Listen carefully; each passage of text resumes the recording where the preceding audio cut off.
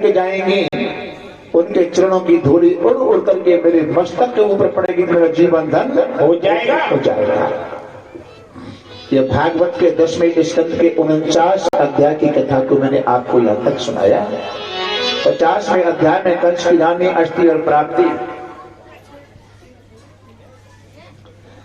अपने पिता जरासंध के पास में अपने पति कंस के मरने का समाचार लेके गए। ये जरासंध की बेटियां हैं। अष्टि प्राप्त सकंसस्य महस्यो भर कर सभे मृते भर कर तो खाते ये तो इसम पितुर्ग्रहण। कंस के मरने का समाचार अष्टि प्राप्ति ने अपने पिता जरासंध को बताया तो नीति कहती है, मूर्खस्य पुत्रो विधवा च कन्या विना निर्वते प्रविदन्ते काया। मूर्ख पुत्र विधवा कन्या बिना अग्नि के अपने शरीर को जला करके भस्म कर लेते हैं। कहते समाचार मिलते जरासंध ने पहली ही बार 23 अक्षौहिणी सेना लेकर मथुरा के ऊपर आक्रमण किया। 23 अक्षौहिणी सबसे बड़ा ऐतिहासिक युद्ध माना जाता है महाभारत का युद्ध। उसमें 18 अक्षौहिणी सेना का विनाश हुआ। अब अक्षौहिणी हम कह तो देते हैं लेकिन संख्या की मालूम नहीं है। एक अक्षौहिणी में संख्या होती कितनी है? 21,870 हाथी, 21,870 रथ, 65,610 घोड़े, 1,09,350 पैदल। चतुरंगिनी सेना हो गई है। हाथी सवार, घुड़सवार, रथ पर सवार और पैदल।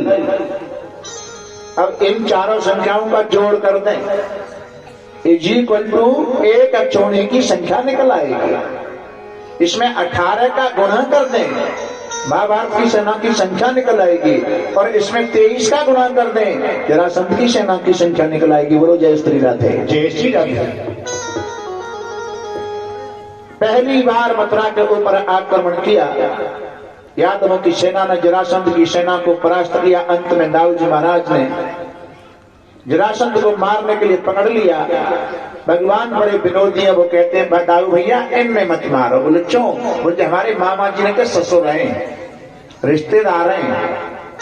जानते हैं कि दाऊ जी भीम को जरासंध को मार ही नहीं सकते, क्योंकि जरासंध का काल तो भीम के हाथों था। भीम के हाथों था। इस प्रकार 17 बार मथुरा के ऊपर आक्रमण किया है, लेकिन 17 बार जरासंध को हार का मुंह देखना।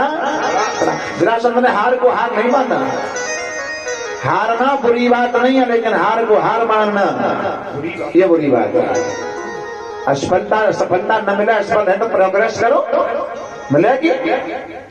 अब की बार 18वीं बार जरासंध काल्यवन मलेच्छ को लेके आ रहा है। जिसको ये वरदान प्राप्त है, तुम्हें कोई यादव नहीं मार सकता। काल्यवन को कोई यादव नहीं मार सकता। काल्यवन आगे आगे, जरासंध की सेना पीछे मथुरा में प्रवेश किया। भगवान सर्वांतर्यामी है। मथुरा में अजरा काल्यवन से मिले, परिचय पूछा गया। आप? बोले हम काल्यवन के तुम, हम कृष्ण, दोनों की एक ही राशि है, तो हम तो तुमसे लड़ने आए हैं। भगवान बोले हम कब मना कर रहे हैं, हम तो तैयार हैं।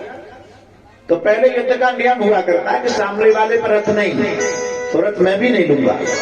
सामने वाले पर हथियार नहीं, हथियार मैं भी नहीं लूंगा। लंका के युद्ध में रावण रथी विरथ रघुवीरा देख विभीषण भयो अधीरा। रावण रथ पर सवार है, राम जी बिना रथ के हैं, तो उनके लिए पुष्पक विमान आता है लड़ने के लिए। ये नियम तो यहाँ राम कन्हैया अकेले हैं, नेत्र हैं, बिना रथ के हैं। तो काल्यवन को भी भगवान की तरह होना पड़ा, बिना रथ के, बिना हथियार के, और मल्ल युद्ध करने के लिए तैयार हुआ। भगवान जानते मैं इसे मार नहीं सकता, इसको पीठ दिखा करके मुझे भागना पड़ेगा, तो लोग मुझे रणछोड़ कहना शुरू कर देंगे। लेकिन जितने नए नाम पर जाए उतने ही कम है। माखन चोर, चीर चोर, रणछोर। और रणछोर भगवान की एक जय और बोली जाती है। कहाँ? जैसे आप तीर्थ यात्रा करके और तीर्थ यात्रा में आपको कहीं रास्ता के किनारे जो गूलर होते हैं ना, गूलर जिसमें गूलर लगते हैं, वो पेड़ दिखाई दे और उसके नीचे होकर निकलो तो रणछोड़ भगवान की जय बोल दो। क्यों? जब नरसिंह भगवान ने और उसकी आंता निकालकर अपने गले में डाली, नाखूनों से पेट फाड़ दिया, तो भगवान नरसिंह भगवान के जो आगे वाले सिंह के रूप में आए थे, जो हाथ थे वो रक्त हिरण्यकश्यप के खून से हो गए, लथपथ हो गए। उन्होंने अपने हाथों को गूलर से साफ कर दिया था। इसलिए गूलर के नीचे होके निकलते हैं तो जयकारा का बोलना चाहिए।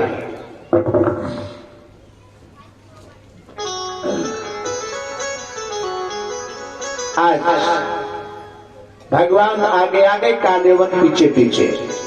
राजस्थान में धौलपुर की पहाड़ी, धौलपुर की गुफा के अंदर भगवान प्रवेश करते हैं। आगे चलकर गुफा में एक सोता हुआ पुरुष मिला। भगवान ने अपना पीतांबर सोते हुए पुरुष को ऊपर डाल दिया। गुफा के अंदर कार्य बनाया और भगवान के पीतांबर को पहचान कर कहा, कायर, कहा तो युद्ध के लिए ललकार रहा था, कहा या छुप करके आगे सो गया है।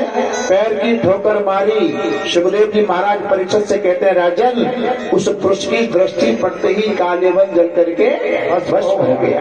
ये सोने वाला पुरुष कौन था? इसे मानधाता के पुत्र मुचकुंद। देवासुर संग्राम में एक बार देवताओं के साथ युद्ध करने गए और जब देवताओं को विजयश्री मिल गई, देवताओं ने मुचकुंद से कहा, परमपुरोहित चाव से वरदान मांगो।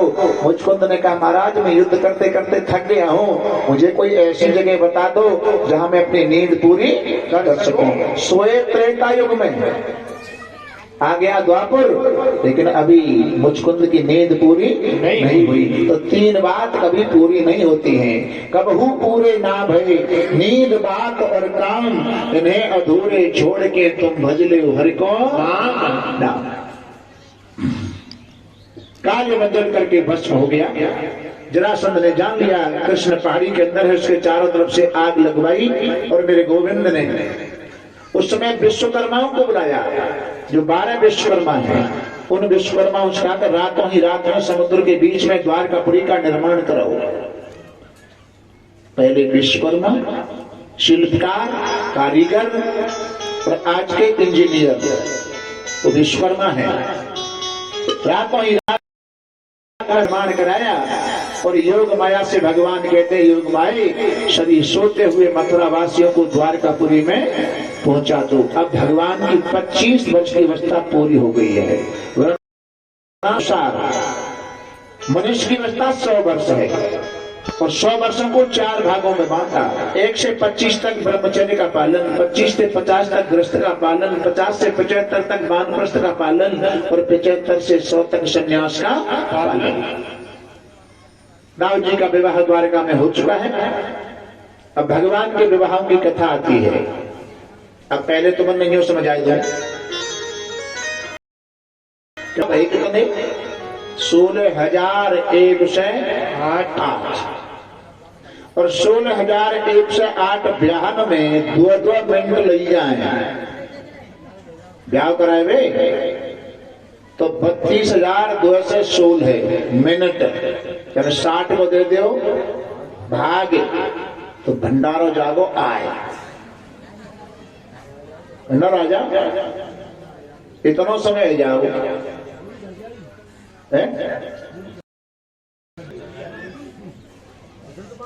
अच्छा तो बसंत का जब ईसाई खुलेंगे बिना साई ने तो ब्याह करा वो बेकार है ना। चलो एक ब्याह की तो कथा सुनाई देता है।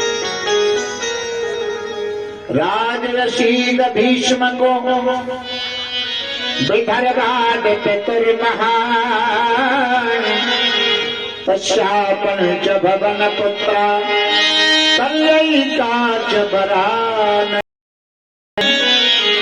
विदर्भ देश में कुंडलपुर जाके राजा भीष्म को उनके 5 पुत्र 1 कन्या। बड़े पुत्र का नाम रुक्मी है, कन्या का नाम रुक्मणी है और रुक्मणी लक्ष्मी के अवतार है। लक्ष्मी कभी किसी के गर्भ में नहीं जाती है। एक सरोवर में स्नान करने के लिए आई तो सरोवर में कमल के पुष्प बैठी हुई भीष्मक नाम के राजा को, और अपने यहाँ उसका पालन पोषण होने लगा। वेलकम।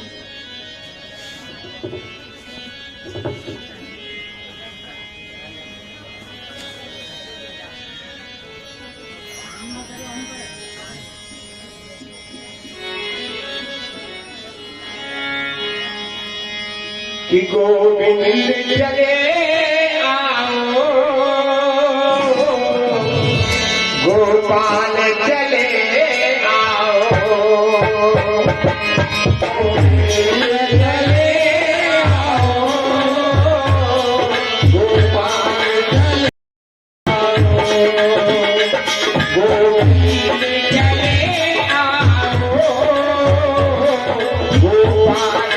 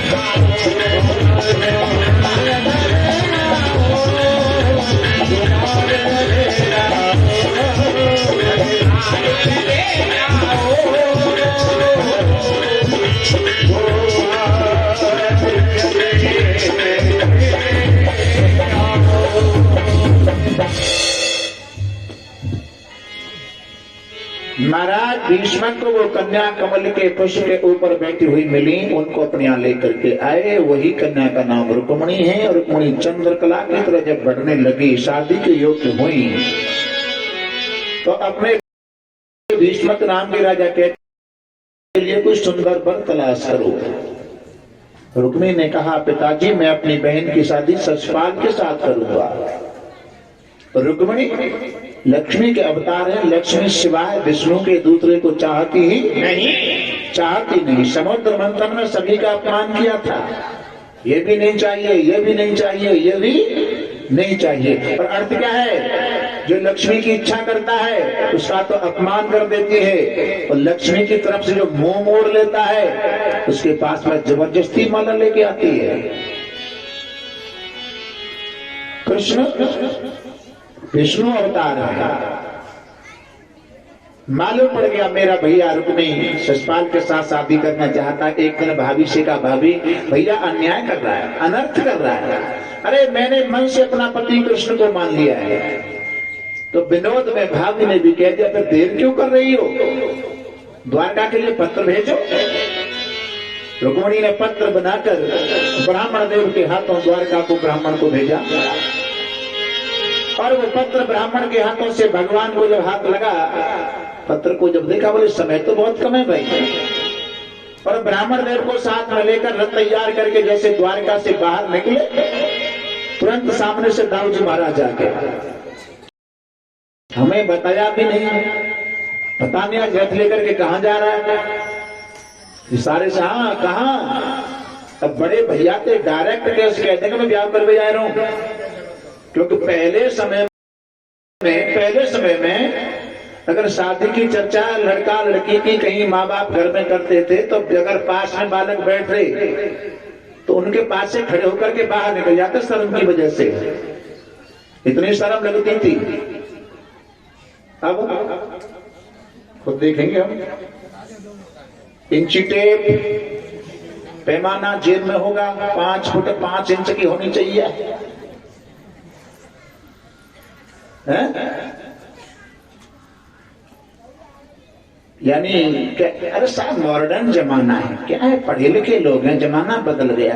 कोई ना बदले हो, हम और तुम बदल गए। चंदा न बदला, सूरज न बदला, ना बदला जमी आसमान, ये कितना बदल गया इंसान बदल गया। शेर नहीं बदला। शेर को अगर रोटी खिलाना चाहो तो नहीं खाएगा, चाहे 1 महीने भूखा रहना पड़े। शेर का भोजन है मांस ही खाएगा, अपने धर्म पे है। और इंसान का भोजन है अन्न पे। पर भैंसा को तो मिल जाएगा मांस, दे दे। तो तू धर्म पे का शेर धर्म पे, शेर धर्म पे, हम बदल गए हैं।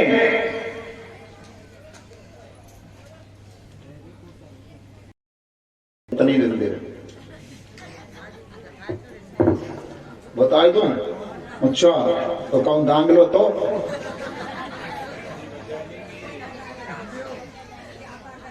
श्री राधे। जिन कार्यों को पशु नहीं करता उन्हें इंसान कर रहा है। अब और फिर कहे कि हमें आदमी, तू आदमी ना है। तू यहां से कोई अनभिज्ञ आदमी जा रहा हो और वो ये पूछे, भैया एक बात बता, नुनेरा से सारस कितनी दूर पड़ेगी? देख लगा जाके हमें क्या पूछ रहे हो? नहीं बताया। और आगे 100 मीटर चल गए कि सफेद पत्थर पर लिख रहा था सारस है 8 किलोमीटर। तू बढ़िया है कि पत्थर बढ़िया है? पत्थर बढ़िया है। इसने मार्गदर्शन कराया है कि चिंता मत करे, 8 किलोमीटर सारस है। और तू आदमी बन रहा, आदमी को मार्गदर्शन करा नहीं सकता। गर्मी का मौसम, कोई रास्ता की बेचारा जा रहा था, प्यास के मारे तड़प रहा था, तो देखा बढ़िया कोठी रास्ता के किनारे बनी हुई है, एक सुराई रखी है, मिट्टी की सुराई, उसके ऊपर गिलास रखा है। लेकिन जब देखा कि यहाँ कोई पानी पिलाने वाला मिल जाए तो प्राण बच जाए। जंगला में होकर झांक के देखा तो एक VIP बाबूजी बेड पर लेटे हुए थे। बाबूजी प्यास के मारे प्राण निकले जा रहे हैं, जरा एक गिलास पानी पिला सकते हो? तो बाबूजी क्या कह रहे हैं, चलिए ऐसा माँ उठाए के हमें कोई पानी पिलाया नहीं करेंगे। बैठ जा शांत, बैठ जा। 2-4 मिनट 5 मिनट बैठा रहा। अरे भाई प्यास लग रही है, पानी पिला दो। अरे मैंने पहले कह दिया कोई आदमी तो आने दो, पानी पिलाने वाला आने दो, पानी पिलवा देंगे। अब वो आदमी क्या कह रहा है, बाबूजी थोड़ी देर का तुम ही आदमी बन जाओ। जय हो, पानी पिलाने वाले आदमी हो तो होए, तो तुम ही थोड़ी देर का आदमी बन जाओ। क्या मतलब क्या? आदमी आने दो तो हम आदमी नहीं है, हम आदमी नहीं है। पानी पिला दो तो आदमी है, जागो। एक गिलास पानी की सेवा किसी की नहीं कर सकते। हम कहें कि हम आदमी हैं, हम काहे के आदमी है भाई?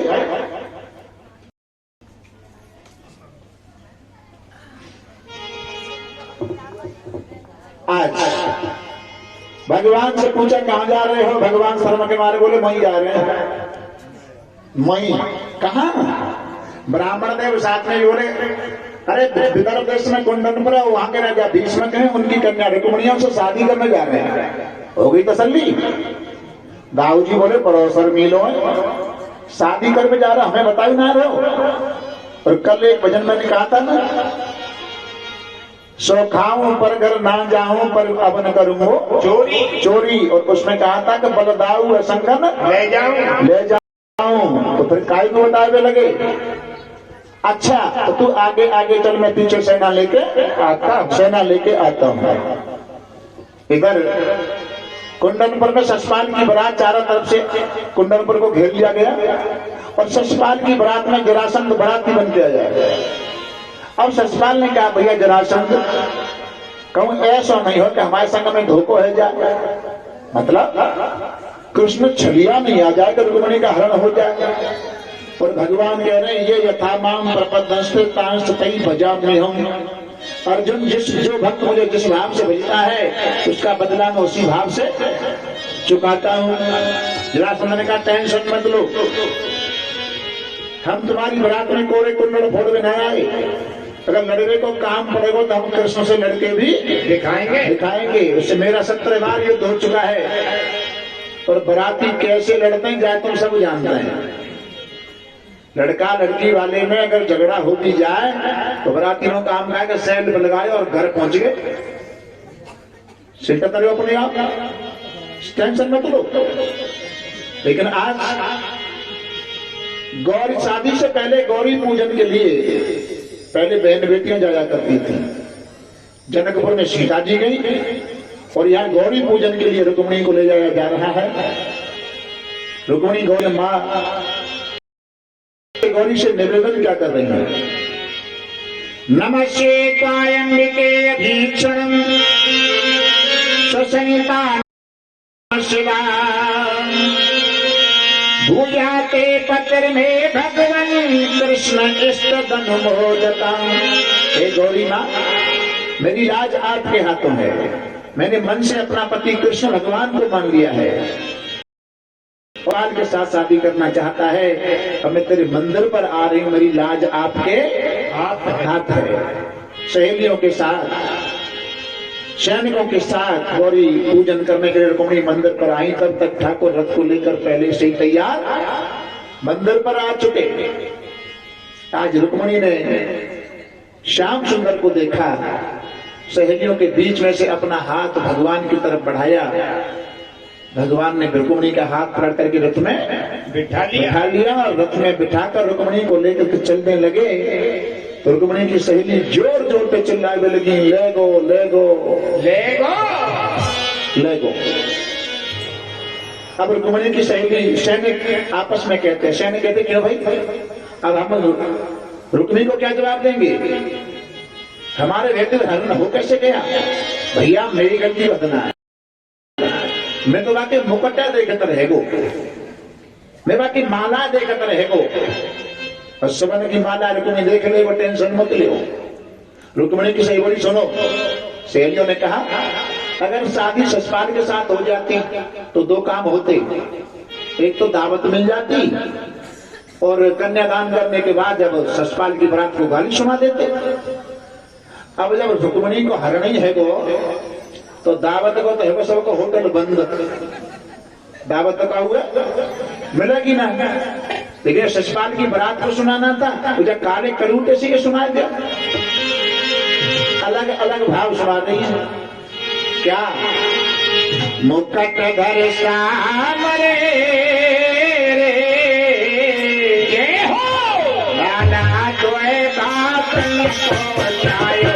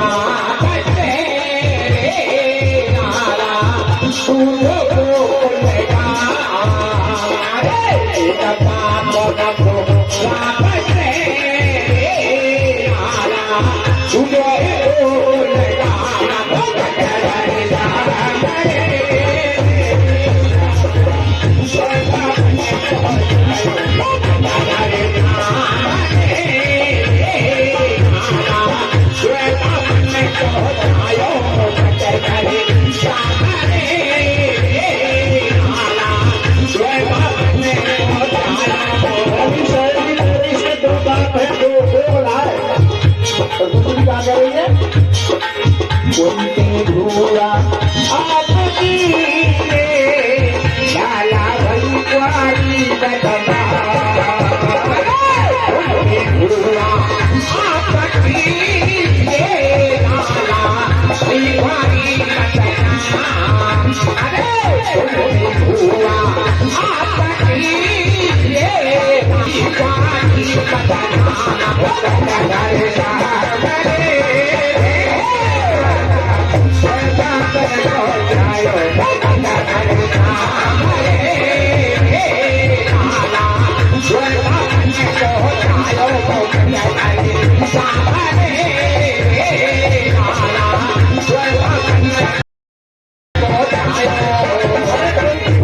पुरानी बात है, बड़ी बात क्या मैंने सहोदरा आपकी लाला भैया जनक सहोदरा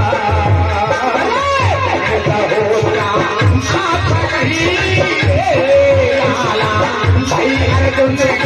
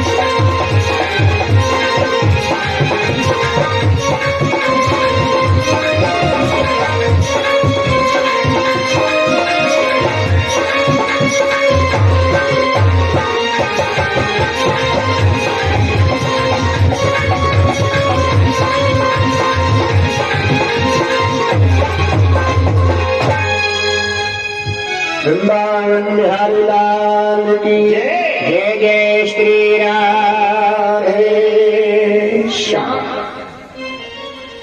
कुंदनपुर में शोर हुआ, रुक्मिणी का हरण हो चुका है। ससपाल ने जरासंध से कहा देख ले भैया, मैंने पहले ही कही कि ना बेटा नाक कट गई कि ना, पर ऐसी ससपाल की नाक कटी है, ऐसे समाज में कहूं कि 1-8% कटी होगी। क्यों? सगाई ससपाल की, लगन ससपाल की, बारात ससपाल की, ससपाल की बारात को हो गया और 3.5 चक्कर लगाने की देर थी, तब तक बीच में से कोई दूसरा ही कवाड़ा कर ले गया। जरासंध ने कहा ससपाल कृष्ण कोई छोटा मोटा बलवान नहीं है भाई, अगर तेरे भाग में होगी तो और शादी रह जाएगी। आपस में लड़को ठीक ना है, 17 बार तो मेरे युद्ध है, चलो कृष्ण भी बलवान है। ससपाल को तो बातों से समझाया। उधर रुक्मिणी ने संकल्प किया कि अगर मैं अपनी बहन को वापस नहीं लाया तो कुंदनपुर में लौट करके मुंह नहीं दिखाऊंगा। सेना तैयार करके कृष्ण का पीछा करने जा रहे और उधर से दाऊद जी अपनी सेना को लेकर, यादवों की सेना को लेकर के आ रहे। दोनों सेनाओं में युद्ध होने लगा। दाऊद जी की सेना ने रुक्मिणी की सेना को परास्त किया और कन्हैया ने मारने के लिए रथ से कूदकर रुक्मिणी को पकड़ लिया। रुक्मिणी को मारने के लिए पकड़ लिया तो रुक्मिणी भगवान के चरणों में गिर गई। प्राणनाथ, एक इतिहास में एक बहन को कलंक लग जाएगा कि एक बहन ने एक भाई को अपनी आंखों के सामने मरवा डाला, इसलिए तुम ऐसा करो, इसको जान से मत मारो, इसको और कोई दंड दे सकते हो। दंड क्या दिया? रुक्मी के सर का मुंडन कराया और उसमें जगह जगह 5 चोटी निकालनी। शर्म की वजह से वो रुक्मी अपने नगर में नहीं गया, रास्ते में ही भोजपुर नाम का नगर बसा करके रहने लगा और द्वारकापुरी में आकर के पहला विवाह रुक्मिणी के साथ में धूमधाम से हुआ। कृष्ण का हुआ। विवाह हुए 16,108। 16,108 का अर्थ समझें। 1,00,000 मंत्र हैं वेद के, 80,000 कर्मकांड के, 16,000 उपासना के, 4,000 ज्ञान कांड के। 16,000 उपासना के मंत्र, 100 उपनिषद, 8 तत्वों से बनी अपरा प्रकृति, यही 16,108 विवाह माने जाते हैं। अब द्वारकापुरी में 2 जगह से निमंत्रण आता है। एक तो हस्तिनापुर में पांडव राजयोग कर रहे हैं, उनका निमंत्रण आया, और एक जिन राजाओं को जरासंध ने अपनी जेल में बंद कर लिया था, उनका भाव भगवान समझ गए, उनका निमंत्रण आया। दाऊद जी से पूछा, भैया पहले हमें कहाँ जाना चाहिए? बोले पहले हस्तिनापुर जाना चाहिए, क्योंकि पांडवों का यज्ञ पूरा तब होगा जब वो जरासंध को जीत लेंगे। हस्तिनापुर में आए और यज्ञ से पहले भगवान श्याम सुंदर, अर्जुन और भीम को लेकर जरासंध की राजधानी मगध को चले। ब्राह्मण जैसा वेश बना लिया और जरासंध वहां नित्य प्रति ब्राह्मणों को लान लगा करके दान किया करता था। आज ये तीनों भी लाइन में लग जाते हैं। इन तीनों को जब देखा तो जरासंध ने कहा कि आज तक ऐसे तेजस्वी ब्राह्मण दरवाजे पर नहीं आए। महाराज ब्रह्मरोही चाहो सो वरदान मांगो। अर्जुन और भीम तो शांत रहे, भगवान बोल उठे, जरासंध भिक्षा देना चाहता है? जी महाराज, मांगे वो दोगे? बोले हाँ। तो क्या मांगा? युद्धन्नो देहि राजेंद्र यजमनी से युद्धार्थिनो वयं प्राप्ता राजन्या अन्न कांक्षण। जरासंध भिक्षा देना चाहता है तो मल्ल युद्ध की भिक्षा दे। मल्ल युद्ध का नाम लिया, 28 करके जरासंध लगाए महाराज। मल्ल युद्ध की भिक्षा, तो हम भी मल्ल युद्ध की भिक्षा इसलिए मांग रहे हैं, हम कोई अन्न मांगने वाले ब्राह्मण नहीं है। युद्धार्थनो वयं प्राप्ता राजन्या, अगर भिक्षा देना चाहता है मल्ल युद्ध की भिक्षा दे। मल्ल युद्ध का नाम लिया। लड़के सुन, ये कैसे ब्राह्मण? बोले ब्राह्मण नहीं पहचान ले, मैं तेरा पुराना बैरी श्याम सुंदर हूँ। ये दोनों अर्जुन भीम नाम के पांडव हैं। फिर हंसी आई जरासंध पर, कायर, तुझे तो मैंने 18वीं बार में परास्त कर दिया। अर्जुन उम्र में छोटा है। अयम तो वैसा तुल्यो नादसतो नमेशमः भीमस्तुल्यो अर्जुनो न भवेद योधा भीमस्तुल्यो बलो मम। अर्जुन उम्र में छोटा, इससे भी नहीं लड़ूंगा। हाँ, भीम की और मेरी बराबरी में भीम से युद्ध कर सकता हूँ। भगवान मन ही मन कहते हैं कि हम तो कोई भीम से ही लड़ा हुआ है, क्योंकि जरासंध का काल भीम युद्ध होता है और 27 दिन तक युद्ध हुआ। भीम मन में हार चुके हैं। युद्ध को विराम दे करके जैसे जब आ रहे, कन्हैया और अर्जुन दोनों भीम को देख करके, तो देखो भीम आ रहा है, ताली बजा करके हंसाएंगे।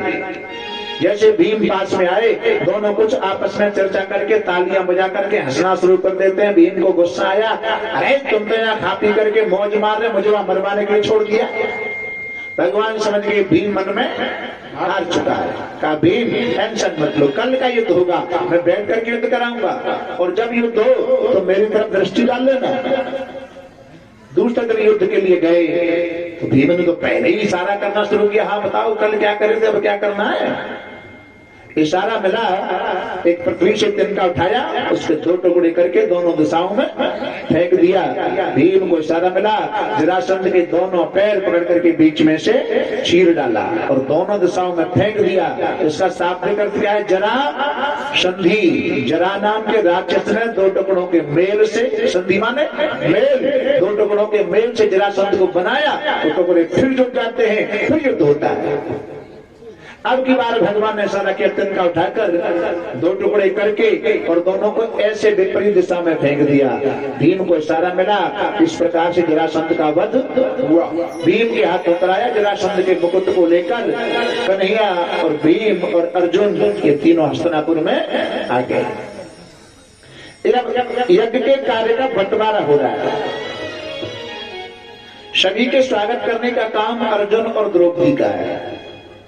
जैसे कार्ड वगैरह बनवाते हैं ना, तो उसमें लिखवा स्वागत करने वाले जिनका नाम दिया जाता है, तो ये दोनों स्वागत करने वाले हैं। रसोई का मालिक भीम को बनाया है। क्यों? भीम अपने हिसाब से डाइट बनाएंगे, वो भंडारे में कमी नहीं आ सकती। खजाने का मालिक दुर्योधन को बनाया और दान देने का काम कर्ण को दिया। और एक काम भगवान के, दो काम भगवान के हिस्से में आए हैं। क्या? सबकी झूठन उठाने का काम कन्हैया का है और सभी के पैर धोने का काम हमारे कृष्ण का है। इन कार्यों को लेने में आज के लोग बड़ी शर्म महसूस करते हैं, लेकिन साधु संतों की, ब्राह्मणों की हम तो बाहर से बुला लेते हैं। लेकिन देखो आश्रमों में जाकर भंडारे वगैरह जब होते हैं तो पत्थर उठाने के पीछे आपस में लड़ाई हो जाती है। मैं उठाऊंगा या मैं उठाऊंगा। इस बात को अगर जान लेते हैं तो फिर भक्ति लाइन पर लोग आ ही जाते हैं। यहाँ पर पांडवों ने शिकायत की, महाराज दुर्योधन खजाने का मालिक बना दिया है और ये हमारा दुश्मन है, ये तुम्हारे धन को वैसे ही बर्बाद करेगा।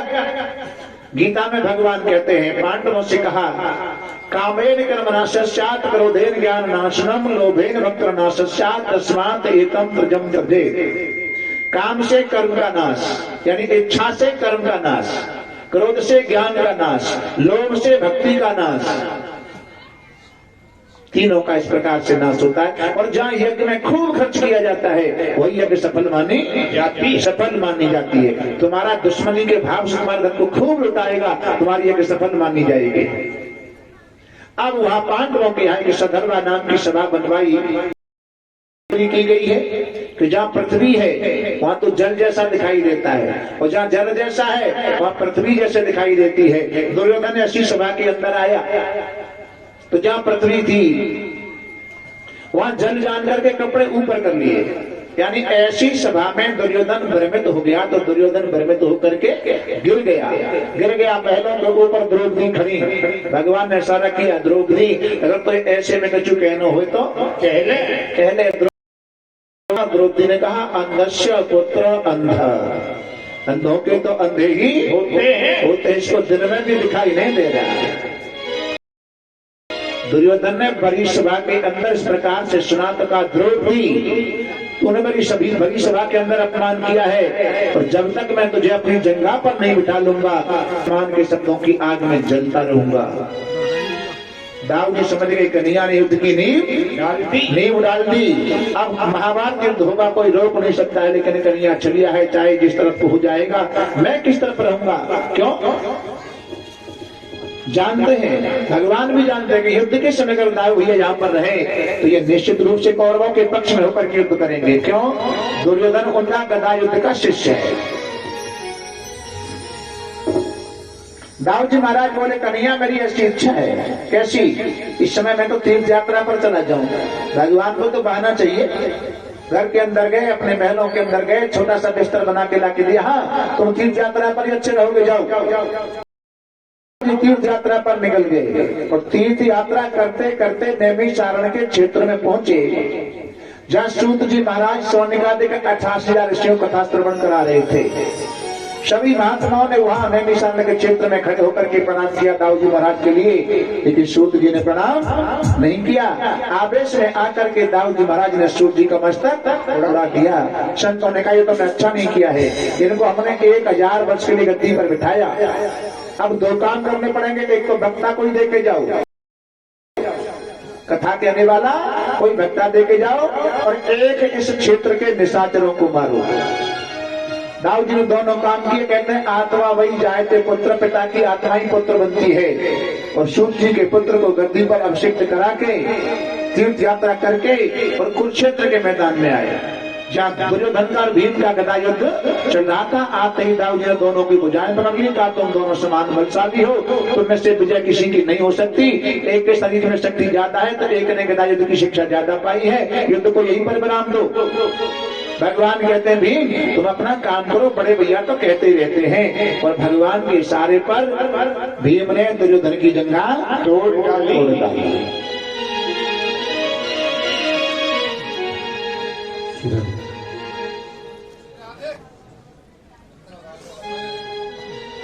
सत्संग की गंगा में जो नित्य नहाते हैं, सत्संग की गंगा में जो नित्य नहाते हैं, सत्संग की गंगा में जो नित्य नहाते हैं, सत्संग की गंगा में नित्य नहाते हैं, सत्संग की गंगा में जो नित्य नहाते हैं, सत्संग की गंगा में जो नित्य नहाते हैं,